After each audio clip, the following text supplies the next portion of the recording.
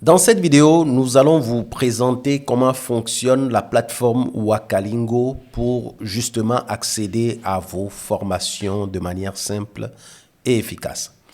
Donc là, je suis sur la plateforme. Donc que j'y sois avec un ordinateur ou avec un téléphone portable, je vais avoir plus ou moins la même présentation. La seule différence, c'est que si je suis avec le téléphone portable, j'aurai une présentation en verticale, mais tout ce que je vais présenter ici s'applique que l'on soit sur ordinateur ou sur téléphone portable. Donc, je vais commencer par me connecter et pour cela, je vais cliquer sur le bouton connexion ici. Ensuite, je vais rentrer mon adresse email et mon mot de passe. Si j'ai oublié mon mot de passe, je peux cliquer ici. Donc, mot de passe oublié. Si je clique là, ça va me demander de rentrer mon mail. Je vais recevoir un email de récupération. N'oubliez pas d'aller regarder dans vos spams au cas où le mail n'arrive pas dans votre boîte de réception. Donc, moi, je n'ai pas oublié mon mot de passe, donc je vais me connecter. Donc, je clique sur connexion par email. Je rentre mon email. Et mon mot de passe, ensuite, je clique sur connexion. Donc, quand je clique sur connexion, ça me ramène sur la page d'accueil.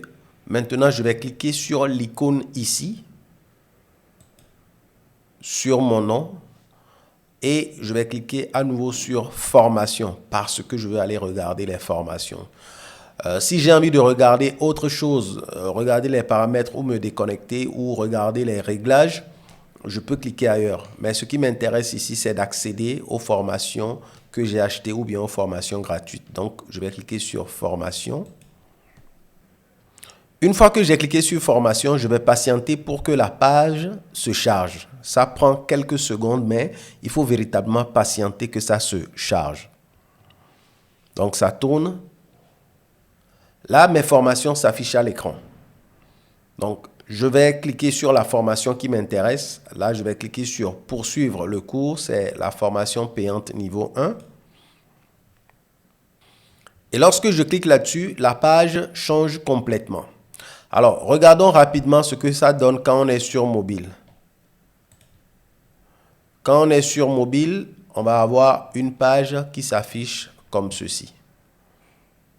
Donc, la page, elle est plutôt verticale et donc je dois scroller pour voir la vidéo. Je ne sais pas si vous voyez un peu. Quand je suis sur ordinateur, la page est plutôt large et quand je suis sur mobile, ben, c'est vertical. Et pour voir le contenu réellement, je scrolle pour regarder tout à fait à la fin de la page. Donc, je vais réafficher ma page en plein écran pour avoir l'affichage ordinateur et on poursuit. Donc, je suis dans l'interface où j'ai accès à mes formations ou bien à la formation sur laquelle j'ai cliqué. Donc, à partir d'ici, qu'est-ce que je peux faire? J'ai les sections qui sont là et les chapitres sont à l'intérieur des sections. Donc, la première section que j'ai ici, c'est commencer ici. Ensuite, j'ai le thème 0, l'alphabet et le système de son Wolof. Ensuite, j'ai le thème 1, se saluer, se présenter, se dire au revoir, s'orienter en Wolof, etc. Donc, si je veux regarder le contenu d'une section, bah, je peux cliquer sur la section directement et puis cliquer sur les chapitres. Hein. Donc, si je viens sur se saluer, on voit tout ce qu'il y a à l'intérieur. Donc, je regarde, quand je veux regarder, si c'est une vidéo, je peux cliquer pour lire la vidéo tout de suite. Donc, si je clique sur cette vidéo-là, elle va jouer et je vais pouvoir accéder au contenu de la vidéo.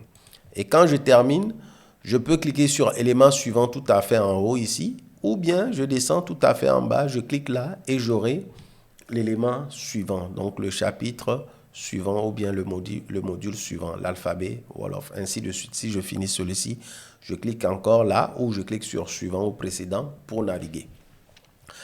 Maintenant, si je veux rechercher un élément en particulier, par exemple, je veux rechercher le chapitre sur prendre un taxi, comment prendre le taxi, je peux cliquer sur la loupe qui est ici et je tape le mot-clé taxi. Dès que je tape le mot-clé taxi, je vois que ça s'affiche. Et là, je peux cliquer, sélectionner, aller regarder le dialogue ou bien aller regarder le contenu qui m'intéresse là-dessus.